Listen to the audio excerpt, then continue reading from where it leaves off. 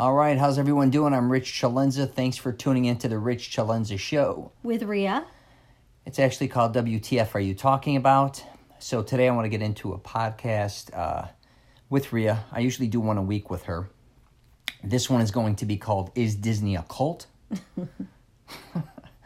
So do you want to kind of break it down how you've become really engulfed with Disney now? Or do you want me to kind of introduce that? I think I always have been.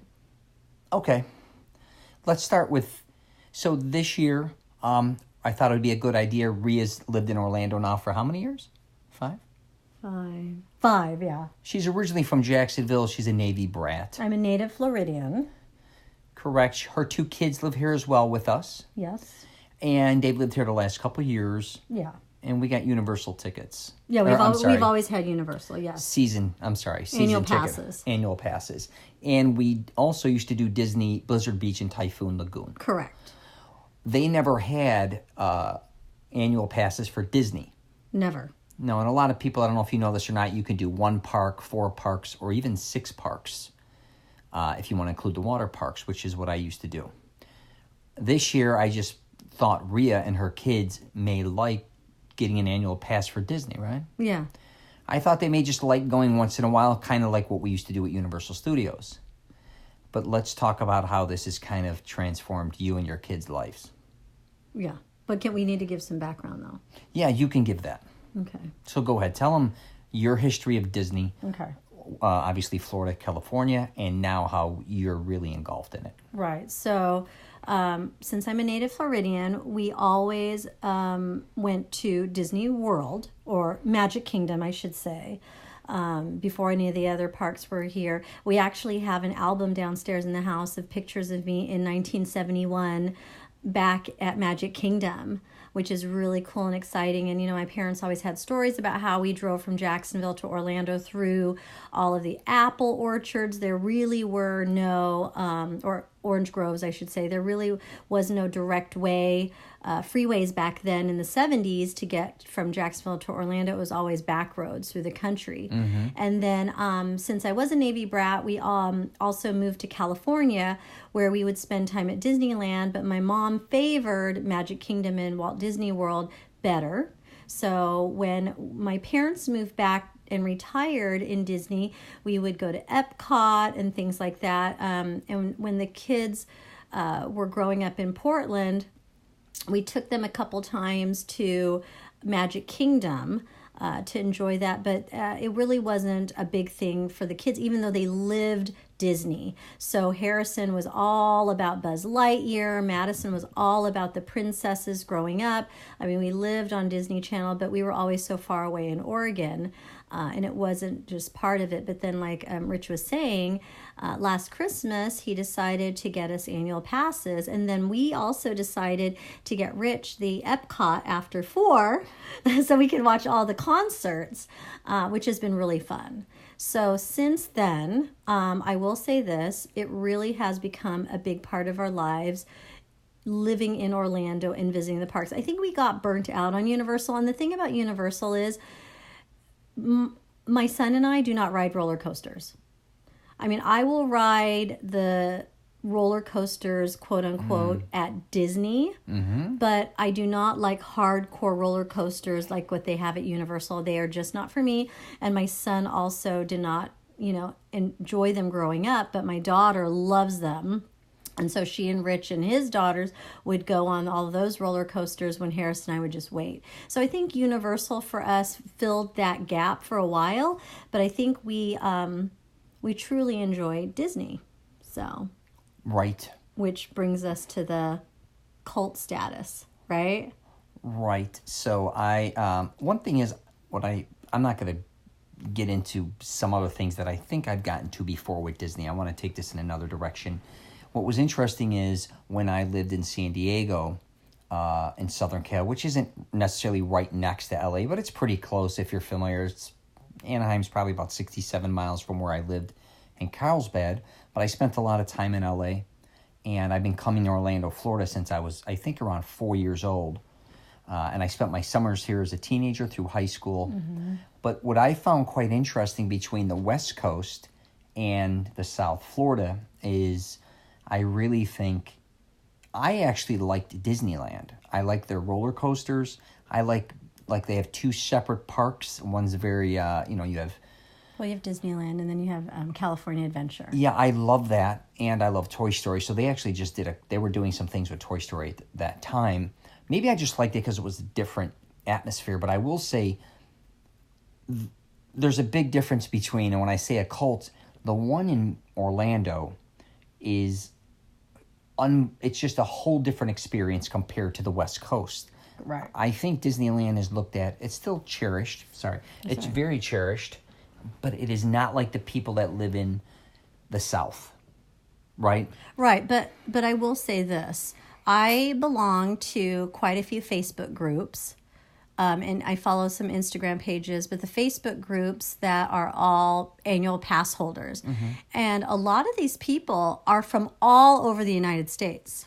That's my point. Like, for some reason, well, it's a much bigger park, Magic Kingdom. Right. I mean, separately, then obviously you have Epcot, you have MGM, that's Hollywood Studios. Hollywood Studios, I'm sorry, Animal Kingdom, Blizzard Beach, Typhoon Lagoon, the hotels, the whole atmosphere. Disney Springs now, it dwarfs, you know what I mean, Disneyland. It just absolutely dwarfs that. Lake Buena Vista, it's huge. Yeah, it's huge, and not even including all the surrounding things that are really kind of, it's amazing. Orlando, Florida is the number one destination for tourism for a reason, at least in our country. Right. And it's easy to get around to the parks. And not only that, but Universal then is just a hop, skip, and a jump away. And SeaWorld is very close also. Correct. So anyway, but I think the whole thing about, did you want to jump into what you wanted to talk about, how it's really engulfed, how it really takes over people's lives? Yeah, and that happened with my kids as well. I started coming here at 4 years old, like I said, and my cousin, I think the ride, Space Mountain, he was either the first one to start working there for 5 or 10 years. So when I was coming here at 4 years old and on, I'd always go to Disney World, and then they just built Epcot as well. Mm-hmm. This is in its heyday. And I started to see the ups and downs of actually Disney. A lot of people only look at Disney being absolutely successful, but they've had their great times and their down times, right? And you've seen that as well over the years. Mm-hmm. I've gone to the parks for years where it was very busy, and then other times where it was it was dying. I used to even go to, when I was coming to summer school here, and then after I moved here in high school, it was very slow here in the 80s for a while. We would even do grand nights there, where you'd stay and kind of do all-nighters, and you got to go, with kids' high schools when they graduated. And we hung out at Wet 'n Wild. We hung out at Universal Studios when that opened as well. But when my kids were born, I started to get season or annual passes for everything. Not only Disney, Wet 'n Wild, Universal, all of them. And my point is, it's when you're an annual pass holder, it's an entirely different experience than somebody who just goes once every 2, 3, or 5 years. What do you say? I would say that. I would agree. Because you see those families that they'll spend thousands and thousands of dollars. But, I mean, I guess we do the same thing being annual pass holders, but in a different way, I guess. It's not such a big to-do, but we really almost go once a week to the park. And I think during the festivals at Epcot, we were there twice a week sometimes. Right. Yeah. Yeah. A lot of people, when they come to Orlando, say they're tourists and they hit it for 7 days. It's an experience. It's cherished, but I think they exhaust themselves.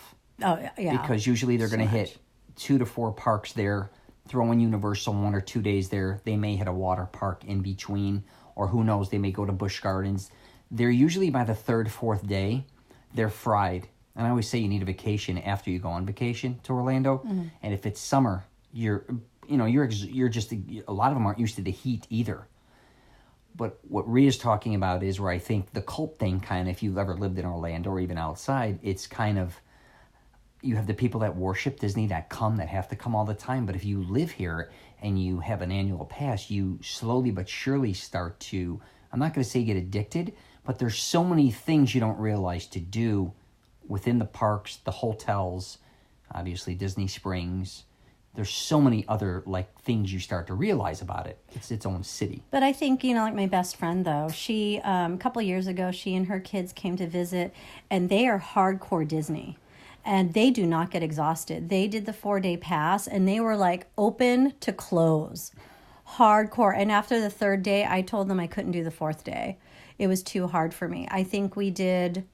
Actually, no, after the 2nd day, because the first night we went to Disney Springs, and then we did Magic Kingdom, and then we did Epcot. And after Epcot, the next day, I told them I couldn't do it anymore. And I had bought 3-day, this was way before we had the annual passes, I did the 3-day Florida resident.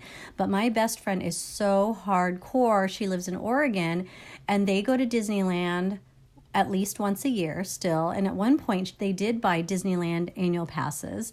And then anytime there's certain items of Disney, I have to go search for them if she can't get them. And that's being all the way in Oregon. But I will say this, I mean, it is amazing how people get so wrapped up in the culture of Disney. And I think that is what really this podcast is about. Now that we've given you our background, I have met so many people that they just live and breathe Disney. And I will say this, I mean, since we have started going, I mean, I buy the ears, we buy the pass holder t-shirts, we go to the events, and it's fun. Do you think it's good or bad, or you're spending... Truthfully, I think a lot of people don't realize all the extra money sometimes they are spending at Disney that they can't afford. Correct. Or it's a waste of money. Nothing against Disney. No, I think you have to pick and choose your vices. I think for the festivals, obviously you're going to spend a lot of money on food and drink. We really didn't. We were kind of like, when we would go to watch the concerts, I would have my one drink. We'd go grab the popcorn refill, which was $2, and maybe grab like one thing. Yeah. But I mean, definitely people can spend. I do think, there are people that, like now my daughter's into the pins, right? Right, it's always something. There's always something. I love wearing the ears. I think that's part of the experience. I mean, it's fun, and I do enjoy, certain, my bracelets and things like that. I mean, I think that people have, if you enjoy the hysteria of it all, I think there are people that can take it to the nth degree. Yeah. But yeah, it is not an inexpensive hobby by any means. And I mean, there's so much that people can do, and I always see, like the restaurants, I'll be honest with you, that is not my thing. I don't feel the need to experience a lot of the sit-down restaurants that some people do, but that is where I think, a lot of money goes as well. We don't stay in any of the resorts anymore, so that's not an expense, but I do think there are ways that you can do Disney on the cheap, so to speak, but it is an extra expense. What's the average pass now just for 4 parks? An annual, what was it? What did we pay for 4 parks? I think it was $750 a year, and actually it went up 15%. That includes parking. It includes parking, that correct. Doesn't include Blizzard Beach or Typhoon No, Lagoon. I did not do. So we did Platinum, which is the 4 parks, which is Magic Kingdom, Epcot, Animal Kingdom, and Hollywood Studios. Right. But there is a special for the water parks, so I think we might do that. Well, that's after. What would it be before the special? Because that's a summer special that you... Right, that's a summer special. I think it was... I don't quote me on this, but I want to say it was $850, maybe almost $9 per... Yeah. Almost $9, I would say, because, I mean, there are definitely perks, and I know a lot of people that, that work with me that now are maybe gold, which means there are blackout periods, but I decided when we did the tickets to not do any blackouts. No, that sucks. Right. I said, because I looked at the calendar and I said, you know what, even though it's like 90 plus degrees out, yeah. If we want to go for a couple hours in the evening, right. we can go, so. Yeah. And here's the other thing I realized owning annual passes over the years. So my kids and myself, we would do that every Christmas. Mm-hmm. We'd set up all the annual tickets. But the one thing that I realized living in Orlando is I have a massive family. So both sides of my family, they all had tons of kids coming in all the time. I couldn't afford not to almost have annual passes because everybody would be going there. So I either would, if I didn't have a pass, I'd either have to meet them for dinner afterwards, or I'd have to meet them early in the morning for their breakfast. It didn't make sense. So what ended up happening was I became an annual pass holder to, like I said, Universal and Disney and Wet n Wild. So when they came to town, no matter what they were doing, I can go with them. So, yeah. So I think that going back to the topic of the cult, I do think that it definitely is. And you actually see the same people sometimes at the parks or posting on those Facebook pages. And it's all age. Yeah. It's teenager. It's guys middle age. It's 60-year-old men like we run into. Oh, yeah. I think a lot of people, older men, just go there to walk the park. And women, I'm sorry. It's almost a physical. Like they do that to go walk the park, say Epcot, and walk around the world. If you live in Orlando or Central Florida, it's something that's. I know so many people that have moved to Orlando just so that they could go to the parks. Correct. And this is not, and they're not working at the parks. And live in the area. Oh, and live in the area. So, retirement or even getting jobs there or in the vicinity. Yeah. I actually, I'm just going to go back, I'll talk about someone who works in one of my stores, and she and her husband saved money. They had no idea what they were going to do when they moved here, but all they knew was that they wanted to live near Disney so that they could go to the parks. And she is hardcore Disney. And then I have some other friends where, they go to the park every day. And that's not, and that does include Universal. And insane. It is insane. And I will say this, the money spent, I was probably just spending as much money when we were going to Disney Springs. Yeah, because I was eating bigger dinners. Right, and if they don't know what that is, you could explain that. Disney Springs is a shopping, food, cultural experience that you can do on Disney property where you don't have to pay an entrance fee to go in there. Yeah, it's an extension of Disney without the rides. Without the rides, right. But you can do everything there. Yeah. You can literally do anything there and buy everything Disney, and these people are cast members, and they have high-end shops there, which is super fun. Sephora's there, Lily Pulitzer, Kate Spade, Zara, H&M, Alex and Ani. So fun places like that, along with your usual Disney experiences and movie theaters. It used to be originally downtown Disney. I think the Cirque du Soleil is there. Correct. So anyway. We were Rainforest Cafe is it's the busiest there. Dinosaur. Right. Legoland. Is it gone? No, Legoland's still there. Oh yeah, I used to always go there. Okay.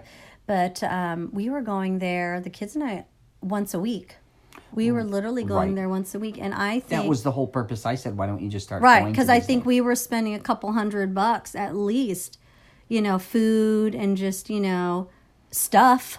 So, honestly, I think, even if you have a drink or two, it really adds up. So that's why Rich said, just go to the parks. And like I said, I grew up enjoying and loving Disney. Donald is my favorite. Anytime I see anything Donald, I have to have it, That's because of the Oregon attachment? No, because you like Donald before the Oregon? No. Yeah, when I grew up in Florida as a kid going to Disney, Donald was always my favorite. Yeah, and then my mom always bought me every time I went to the park a book of Winnie the Pooh. Something was Winnie the Pooh, so that's also one of my favorites. But yeah, Donald. I didn't have ears, which is so ironic that I love wearing the ears now. I had one of the original Donald bills. The duck bills. Right. Yeah, when those were out in the 70s, that is what I wore. I didn't wear mini ears. Isn't that funny? Disneyland, let's face it, I don't know if it was around the 50s, but 60s and 70s, Disneyland, and even 80s maybe, they really had a foothold on Disney because they were the original. Remember, everybody... Yeah. That's the one I went to in the 70s. Remember Disneyland? Yeah, we always went to Disney, Right? Magic Kingdom. Yeah, I don't think till maybe the later 80s or maybe the 90s where... I mean, it had Epcot and Magic Kingdom, but like it really started to explode in the 90s, Disney World. I should say... Well, yeah, but if I look back at those pictures that I have from 71, I mean, it's pretty cool. Oh, yeah. Yeah, and even 76, I remember during the bicentennial, that was huge. And Right. I remember going there because my sister Sharon was really young, and I remember her being in the stroller, and the parks were just crowded up and down. So I think that there's always been a nostalgia. And then every Sunday night, we watched, Wonderful World of Disney. Sure. So that was always a part of it. But it is just very interesting how... it really has taken, I mean, even though my kids grew up with Disney, and I think everyone does in one way or another, I think going to the parks has even just elevated it even more, where, we are there to experience it weekly. And I think, very grateful, but I mean, it is crazy how it really... engulfs people's lives. I mean, they really live and breathe it every day. It is hardcore, man. It is hardcore. I think what happened too with Disney just in general is through the 90s, our kids went through it. In the 2000s, all of a sudden, all these new animated films started coming out, even like Toy Story, or if it was Little Mermaid, Hercules, or, that actually started in the 80s, but all these different type of movies started coming out. Right? So those characters that they started to fall in love with, they knew they could go to Disney and see them. Where kind of through the 80s, I think they were in that place where, like, how many times can you go on Pirates of the Caribbean, hypothetically, right? How many times can you see Cinderella or Small World? Like, yeah, I still can, but of course, but like our kids, like we're doing Toy Story now. We love Toy. I'm obsessed with Toy Story. So are they. So now every time, no matter where we go to Disney, we get to see Toy Story characters and everything. So it was like, it wasn't just the parks. It was all of a sudden all these Pixar films as well. Yeah, the Pixar films. The Pixar films along with all these other characters coming to life, which was like, it's a lot. There's a lot of characters, including, who just came out? Will Smith, that movie too, Aladdin. All those movies, like they were just banging out the biggest hits every year, and they were all Disney animated films. And they were doing other films like Pirates of the Caribbean and all those films as well. Right. Which they infused, like Jack Sparrow is in Pirates of the Caribbean ride, where he wasn't there originally back in the 70s. I do think, though, that sometimes I don't agree with some of the changes they make in the parks. And I probably will, people will be pissed off at me for saying this. But, I think a couple of the things, because of some of these movies where they take over and they change things in the parks, I don't care for it. I think, I was just talking to someone about like Mr. Toad's Wild Ride at Magic Kingdom. I mean, that's nostalgia, right? You can still go to Disneyland and ride that because it's still there, but it's not at Magic Kingdom. Or like the castle. Now it's so changed over to like Elsa and Frozen, I guess. And, some people will disagree with me. Or like even at Epcot, the ride in Norway is not really Norway anymore. It's Frozen, blah, blah, blah. So, yeah. But anyway, I guess that goes with, some of the changes anyway. Well, I know a lot of diehard Disney obsessed, whatever. And one of my cousins is one of them. He doesn't like the Disney brand like he used to because he said it really has transferred into, say, Star Wars, for instance. Oh, right? Sure. Oh, yeah. That's going to be huge. Yeah. Yeah, if you look at original Disney from Mickey Mouse, Donald, Goofy, Pluto, whatever the case. And now you're looking at it and saying, wait a minute, where does Star Wars fit into this equation? Right? Where did Avatar actually fit into this equation? It is evolving and changing. Some people, I think, like you're discussing, you may like some things. Right. And then if you really look at it and stand back and go, really, who are all these other brands that really wouldn't have made sense in the past? Like, if you said in the 70s, hey, we're going to bring Star Wars to Disney, you would have been like, are you out of your man? Are you crazy? Mm-hmm. What, you got Darth Vader, hypothetically, pairing up with Mickey Mouse, right? I'm just saying the two worlds there. Well, they do, because Harrison has, since we loved Donald so much years ago, and thank goodness he still has it, they dressed up Donald in a stormtrooper figurine, and that, so I think that they tried to blend the two worlds, and even Mickey as he almost looks like a Jedi wearing, Of course. But it is interesting the way that they've brought that together. So Yeah, and in the 80s, when I moved here officially, like when I was 18, I had two friends that actually worked at Disney. One was a character, Winnie the Pooh. One just worked on property, and actually my ex-wife worked there as well. So it was kind of like I'd be going to... I didn't have annual passes, but I'd get in all the time because they could bring friends or whoever they wanted to come. And then back then, when Epcot really started its heyday, they started bringing in all different types of foreigners, as you know, and then they all lived on these compounds. And I'm not going to say it was like a cult, but all these people from other countries I would meet at these parties because they worked with them. Some spoke English, some didn't really well. They were like shaky at it, but they were almost... That whole life, and I'm not going to say it's a cult. I mean, maybe it is a cult. They all loved Disney from wherever they were, or they saw an opportunity. But it was amazing, and they still do at Disney. They bring people from all over the United States and all over the world to come to Orlando, right? Mm-hmm. And it was amazing. It's not only what you're seeing at the parks, but if you stepped out and seen how they lived outside the parks, how engulfed they are with Disney as well. Mm-hmm. It's more than just a job. It becomes almost their lifestyle. Well, I mean, but the good thing that they do to encourage that is now Disney will pay for the education of students going to UF or UCF just part-time work or full-time work, so they, and Epcot really opened the door for to bring in a lot of people from across the world. And then obviously there's all the parks outside of the United States as well. So anyway. Right.